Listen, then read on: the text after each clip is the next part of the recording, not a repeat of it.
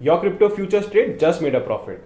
That's great. But let's not forget taxes in India. In India, crypto tax rule can get very difficult to understand. Don't worry, we have it all covered. I'll break down how crypto futures are taxed in India so that you stay on the right side of the law. In India, cryptocurrencies are considered as VDA, virtual digital asset. Profit from cryptocurrencies like Bitcoin, Ethereum or other cryptocurrency are taxed at a flat 30% under the Income Tax Act.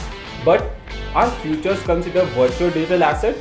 That's not 100% clear. For example, let's say your current yearly salary is 12 lakh and you made a profit of 2 lakhs from crypto futures. Ideally, the profit of 2 lakhs which you made are considered as income from other sources and this will be taxed accordingly. However, there is some ambiguity here. Some experts say futures are just contracts, not coins. So profit might be taxed like business income at your income tax slab rate, which could be lower or higher than 30%.